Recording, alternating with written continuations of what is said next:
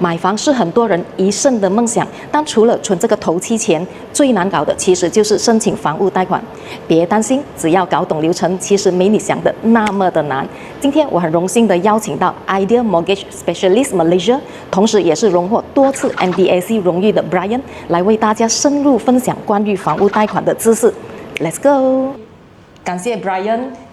今天在百忙之中还抽空来为我们讲解这一个房屋贷款的流程，以及什么是房屋贷款。非常感谢你的邀请啊。OK，Hi，大家好，我的名字是 Brian Wong， 本身是一个 mortgage consultant， 来自这个公司叫做 Ideal Mortgage Specialist， 简称 IMS 啦。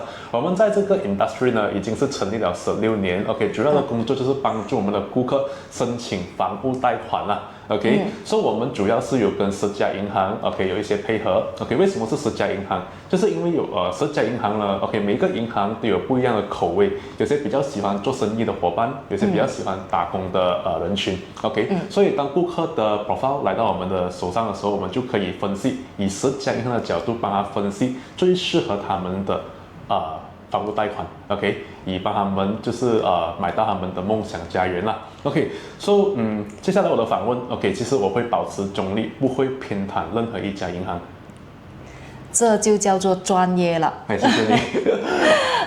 OK，Brian，so 听你这么说的话呢，你们在这个房屋贷款这一方面已经非常的有经验了。然后你们做过的这个客户是有马来西亚本地人，对，也有外国人的，对吗？肯定有，就是有打工的，也是有做生意的。其实有分很多类型啦，好像说，比如说如果是打工的人群，他们也是有分拿固定收入的，或者是说有一些是 commission based 的，或者有拿 allowance 的，对，又或者甚至那些大老板级的都有。对，做生意的也有分就是小型的生意，好像说 enterprise partnership 或者是Sdn Bhd 啦，或者是有一些是上市公司的，所要的那些文件也有一些不一样啦。所以外国人的贷款会多吗？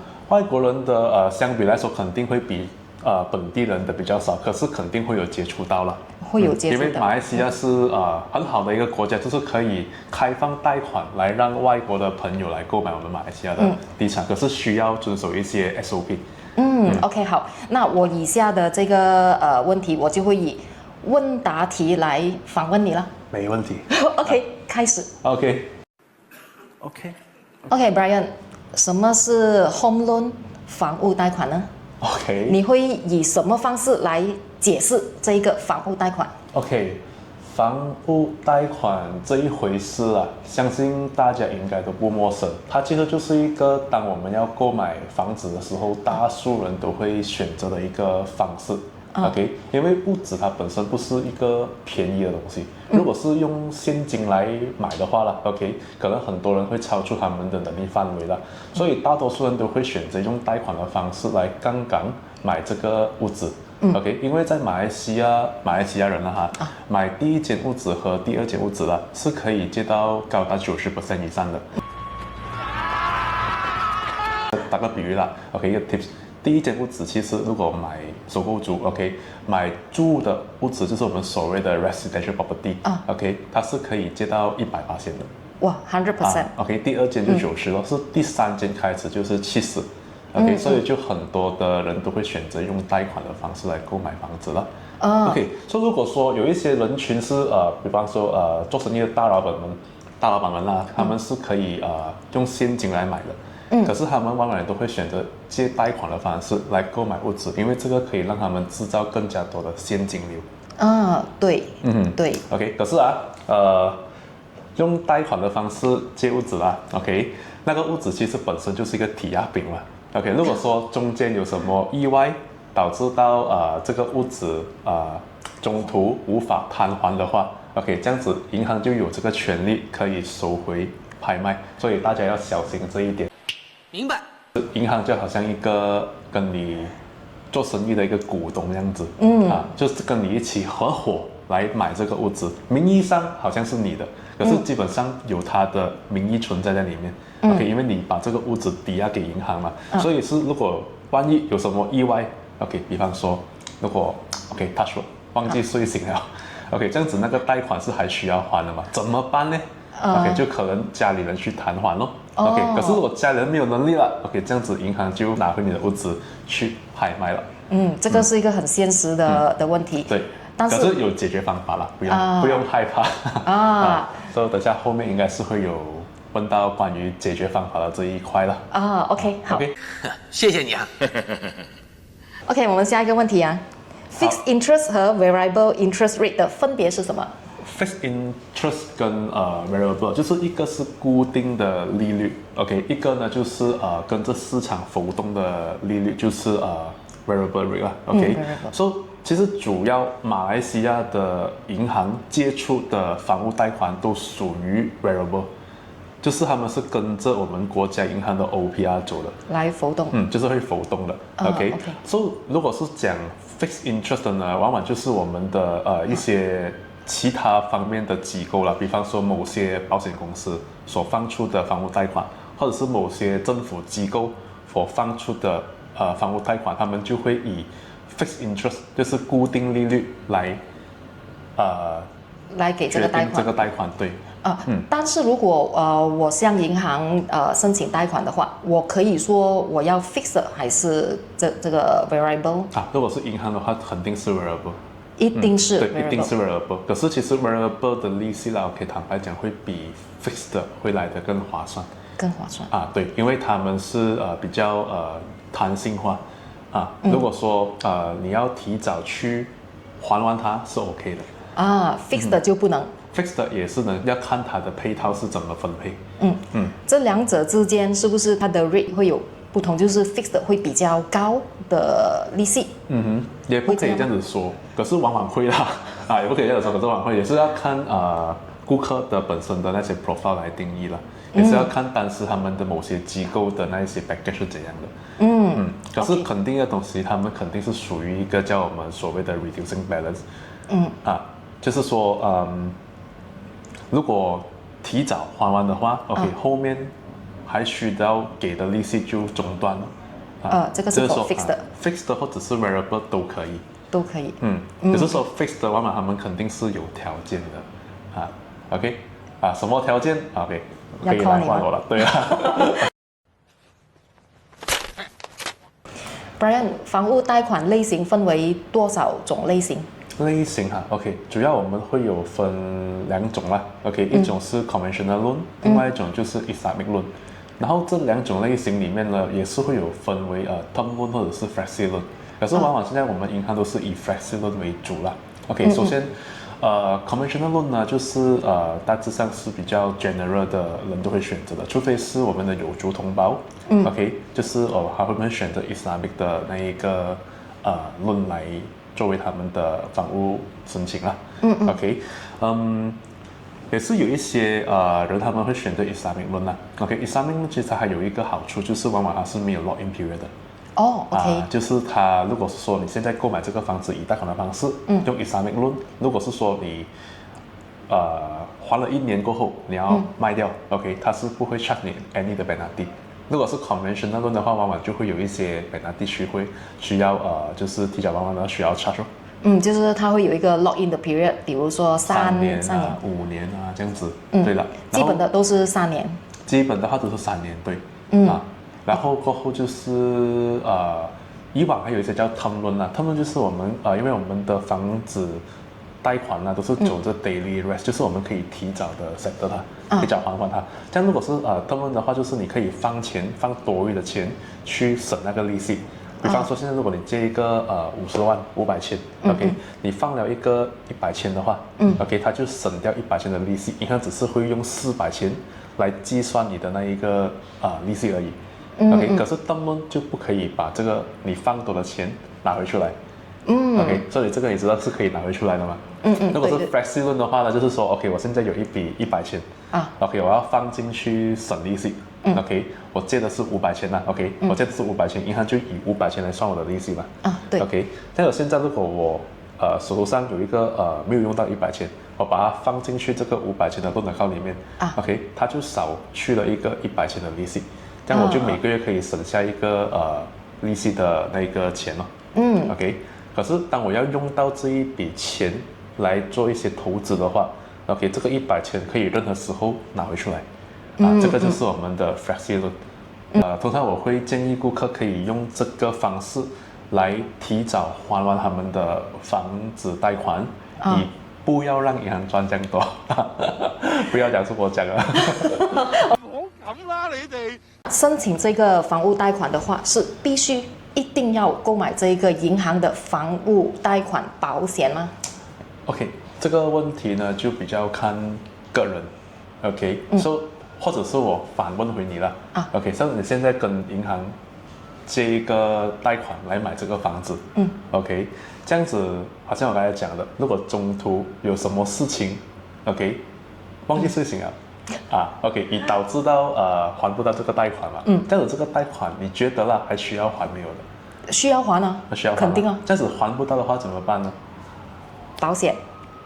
这个是你讲的不是我讲的所以你觉得需不需要？很需要，很需要。就是这样子的。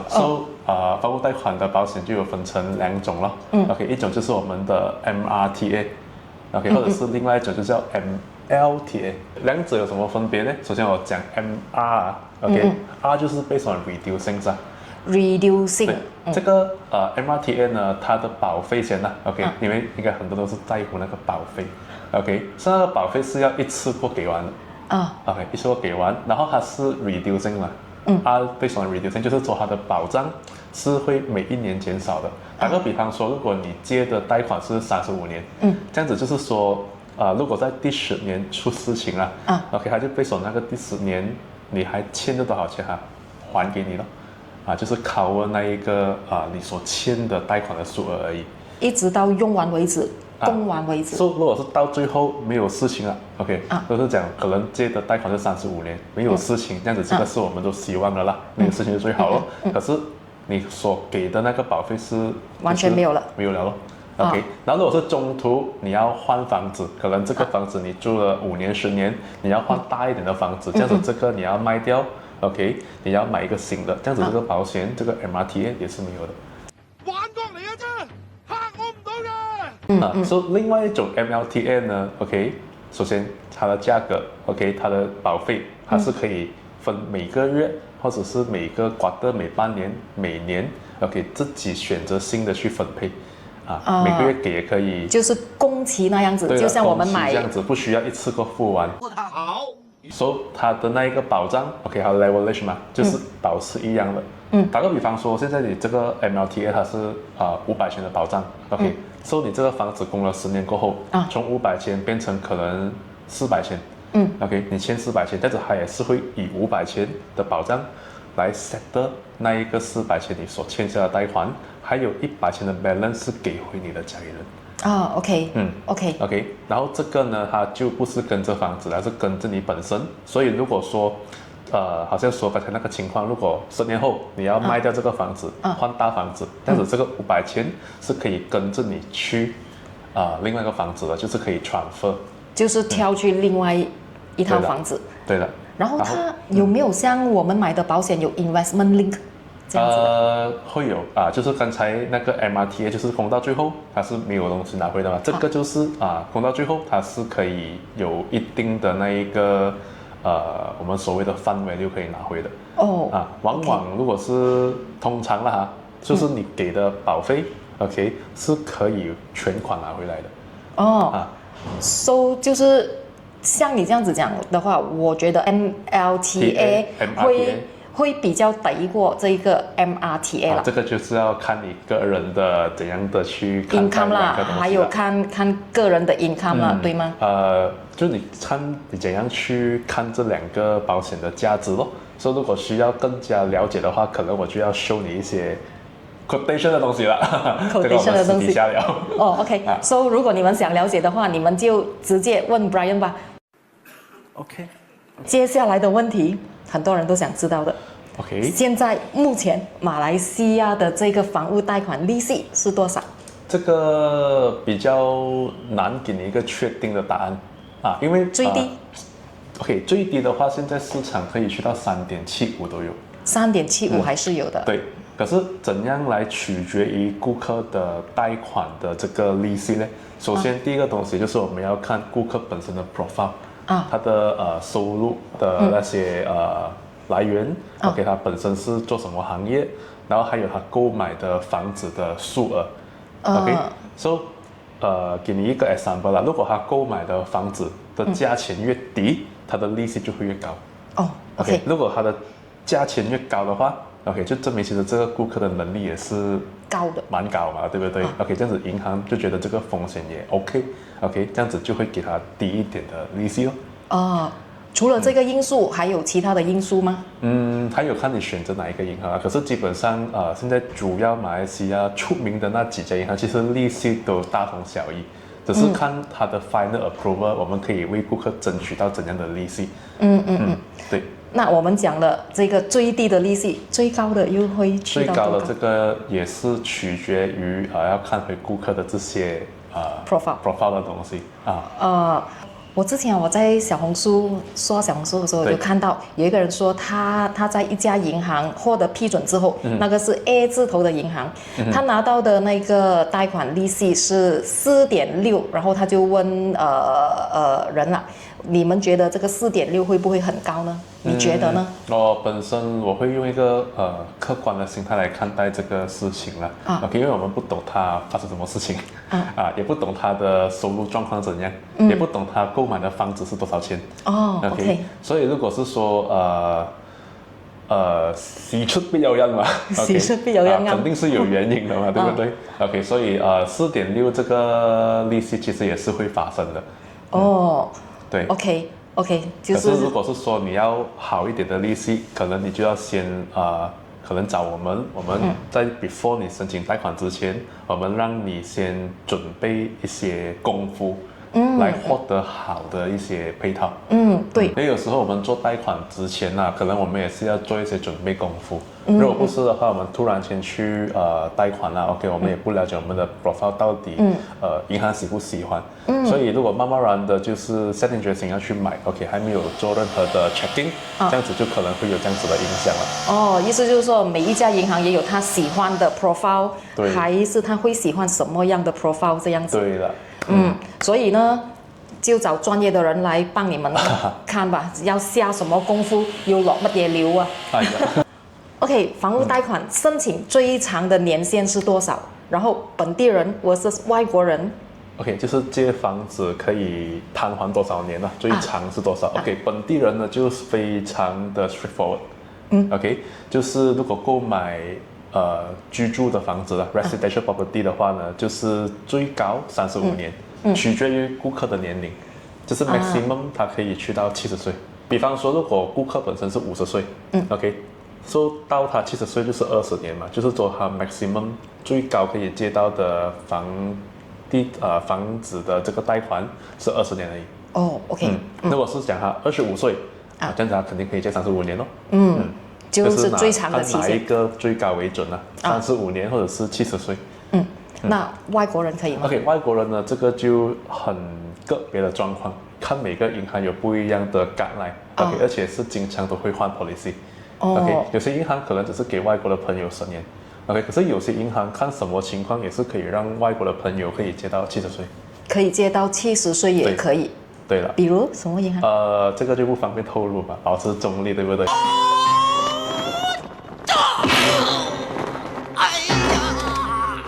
什么葫芦？这个电话号码可以了，电话号码了。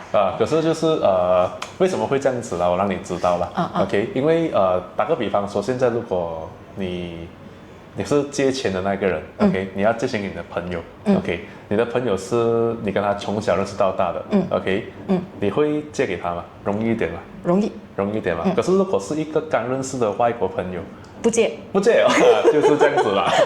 所以银行也是一样的，就是因为我们是本地人，他是居住在马来西亚嘛，所以他就可以借比较长给他，而且借的那一个润margin也是比较高。所以如果是说外国的朋友 ，OK， 尤其是他的收入完全是在外国的，这样子他就会可能借他短一点的那个年份，也是短一点的那一个那个贷款的margin。他也不要 take risk 啦。对，可是也是有一些方法可以拉高的。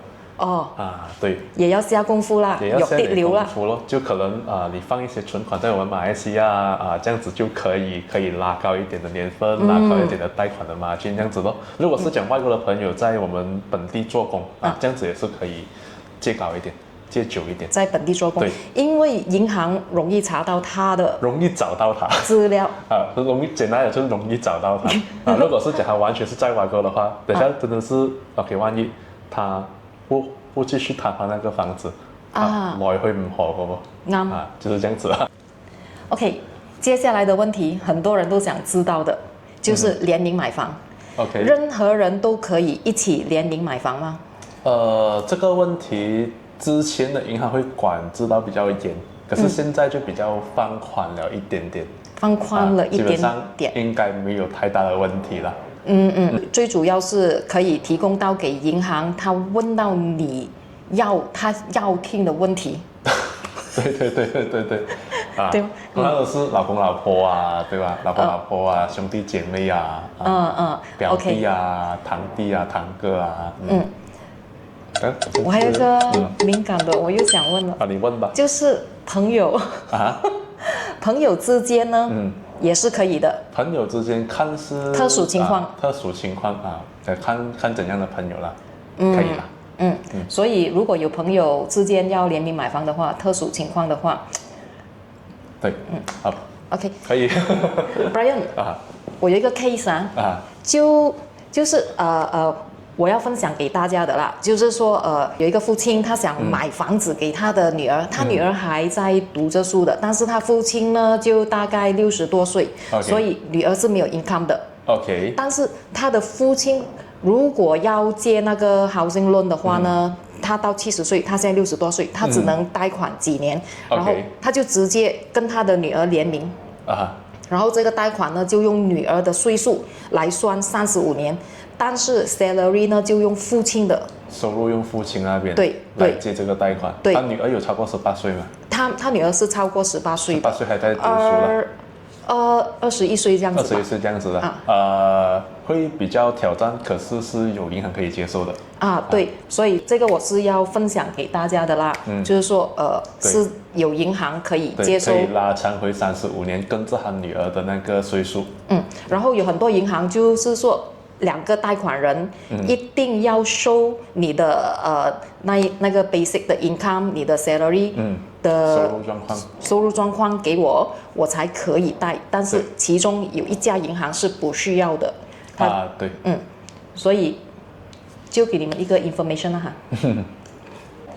OK， 接下来的问题是有关本地人versus外国人的哈。申请这个房屋贷款的程序，本地人和外国人有分别的吗？基本上都是一样。都是一样首先就是顾客决定好他们要买的房子，他们就会跟property agent 做 booking 可以先定下这个屋子，然后过后呢就需要准备资料去申请贷款。OK， 资料方面呢，其实银行要求的资料基本上是大同小异的OK， 然后过后我们就可以提交贷款，如果没有任何问题的话，银行没有任何 KIB 回来，贷款的时间大概是3到7个工作日就可以知道那一个 result。就是无论是本地或者外国都是3到7。往往外国人会比较多疑问，所以会拉长一点点。可能2个星期或者是到1个月这样子。本地人的话，可能就是如果没有任何问题的话，就3到7天。有问题的话呢，也是可能会用比较久一点的时间。就是可能银行说我需要这个 document， 我需要那个 document。有一些要增加 additional 的 supporting document， 或者是有一些 query 问他一些问题，这样子就可能会拖慢了一些那个进度。所以简单来说，本地人和外国人的流程是一样的啦。对。明白。OK， 接下来的问题是，申请房屋贷款需要准备什么文件？外国人和本地人之间的文件也不一样吗？基本上都是一样啦。OK，首先我们就分为2大类。OK，第一个就是打工的人群，第二个就是做生意的人群。OK， 说打工的人群呢，我们主要是会看他的先说马来西亚啦。OK，公积金是肯定要的。OK，然后过后他的粮单就是他的那个 salary slip，还有他的一些bank statement。OK，就是来看他的公司是否有出粮给他，这样子，OK，然后做生意的呢就是要报税，还有他公司的 bank statement 有时还需要用到他的公司的 audit report。但是打工的话也是要收那个 income tax 吧？基本上不是主要的文件，如果打工的话，不是主要的。对，如果是做生意的话呢，就蛮主要一下。可是其实有很多的个别状况，我是说打工没有 EPF OK， 或者是做生意的人没有报税OK， 基本上很多银行都不会接受。可是其实还是有银行好这口味。但是怎么说都好，为了可以获得这个顺利获得这个贷款，我觉得都是准备好这些文件是最好的吧。对，可是个别状况如果是说真的是没有准备到的，OK， 这样子我们就可以，因为我们有做10个银行嘛，我们知道哪一个银行喜欢怎样的顾客。比方说，如果说真的是如果他做的工作性质是没有进公积金的OK， 或者是做生意没有报税的 OK， 这样子我们也是有其他银行可以选择的。就是这样子。OK， 所以如果是讲外国人的话呢，基本上他们所需要的文件都是一样，只是要加多2样东西。第一个就是他们在他们国家的那个报税单我们所谓的 NOA 啦OK， 然后另外一个就是他们的 credit report。就好像我们马来西亚的 CRIS 跟 CDOT 这样子因为我们也是要了解他在他的国家自己本身的那个信誉状况是怎样的。OK。好像比方说新加坡的，他们就是叫做 CBS OK， 对的，就他们的 credit report。本地的这个 credit report 是你们会帮申请者去 find out 出来？可以，他们如果是讲，其实现在很多的渠道都可以得到这个这个 credit report， 比方说我们的一些 Touch 'n Go apps My EG或者是说真的是我们这边打印的话也是可以的。好 ，good。刚才你有提到的没有交税，我们可以播出来吗？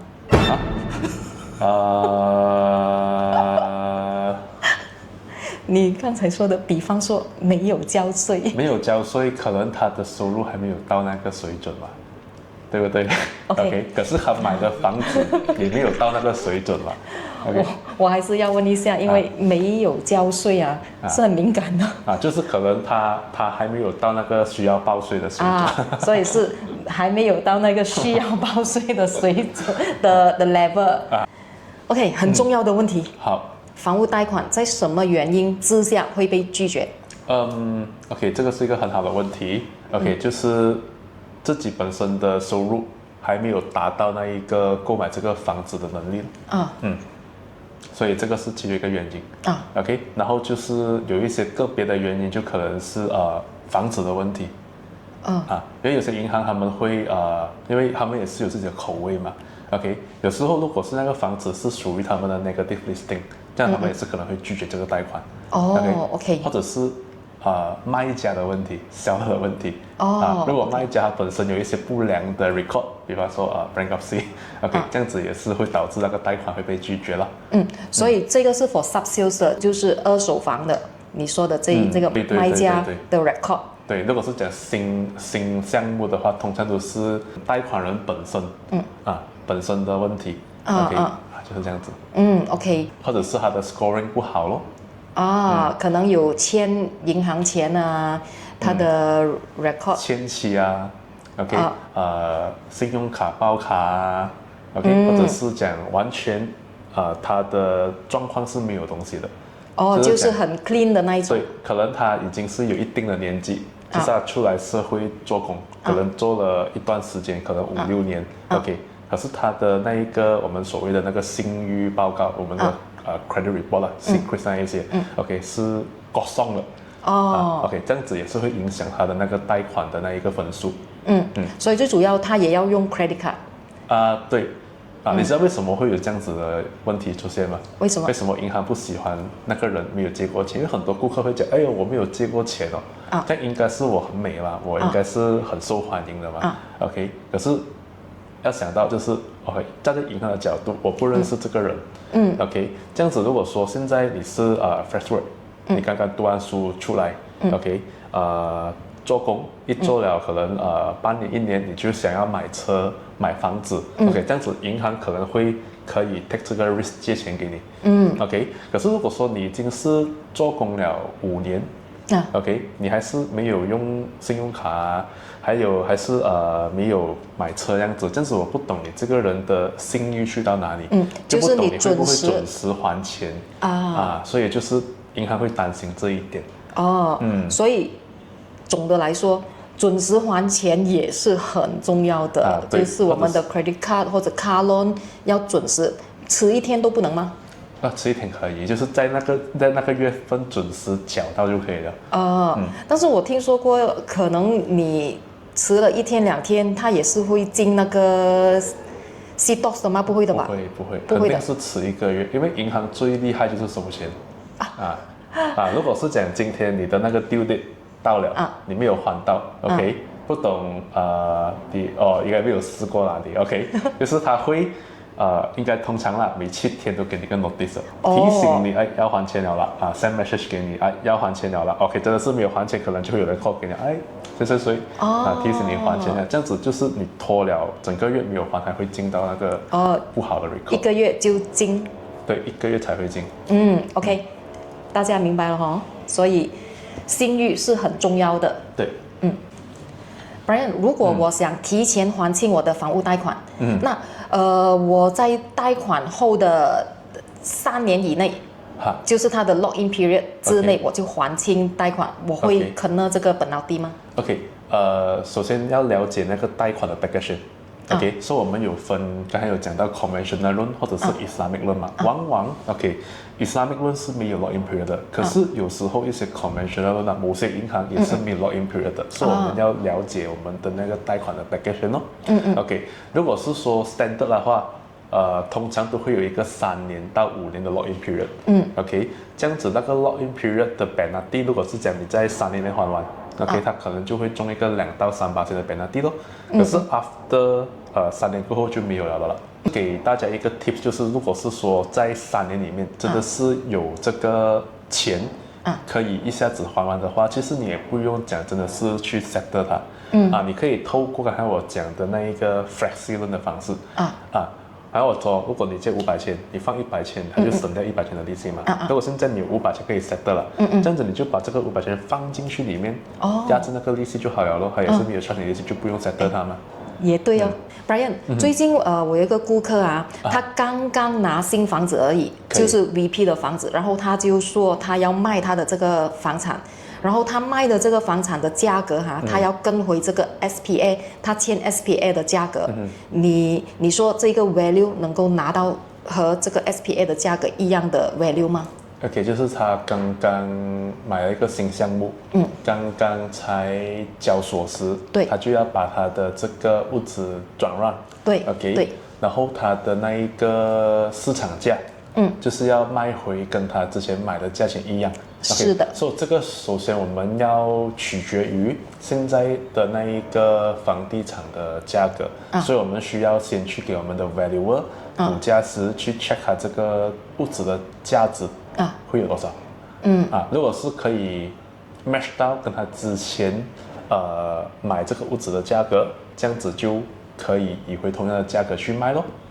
你说可以拿到吗？因为他才刚刚拿这个房产，没有任何的 transaction 的，然后他就说他要卖回跟他合同的价格一样，这个 bank value 可以拿到吗？这个的话要很看个别的状况，有很多的房地产是可以的，可是也是有一些是不可以的，因为估价师他们会取决于周围的那一些市场的价格，市场价，然后还会看最近如果是说现在网上for这个屋子。有没有其他的广告是卖这个屋子的那一种信息看它的那个卖出的价格是不是一样？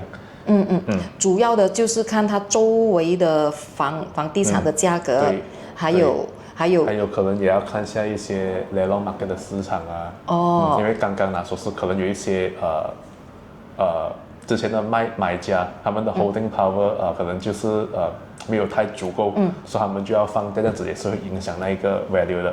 可是其实基本上是有办法解决啦，因为如果是说其实某一些银行啦OK，for 刚刚 VP 的屋子就是 within 1年的，OK， 刚刚交所是 within 1年的，他们可以无视那一个 value。哦，嗯 OK 或者是有一些我们可以用一些比较特别的银行贷款的配套去解决这个问题。好，所以还是需要那个 owner 自己和你谈，那整个情况。对，我就 customize 给他看，他要怎样去解决咯。OK， 好，那另外一个问题，如果说他拿不到那个 SPA 的 value，他拿到低过SPA value，比如说 SPA 是600千，然后拿到那个 bank value 只是500千，means 你们会贷款给下一个买家，就是 based on 500千的90%。可以这样子说，可是刚才我有提到，就是有一些银行，他们如果讲刚刚 VP 预定1年的话，他们无视那个 value，就是可以跟回600千去借给那个新的买家，除非就是银行肯无视这个 value，他还有其他的方法的，好，还有其他方法的，所以还是找对 Brian 谈方法。OK， 好 OK，Brian，so 有很多的房产小白啦，第一次买房子，又或者对买房子借这个 housing loan 没有什么经验的，你会给他们什么样的忠告嘞？OK， 首先如果是这样子的话，一定要注意啦，因为现在大马其实有很多的劳欠啊，他们就会以很多的独家配套啊、special 的一些 promotion rate 啊，OK， 以诱饵啦，OK， 可是你们一定要知道 ，OK， 申请贷款 ，OK， 一定是要交给银行的。OK， 然后不要只是透过一些电话或者是社交媒体就把自己的资料，OK， 交给第三方的人士，OK，然后必须是有签任何的合同，OK， 才会生效这个贷款。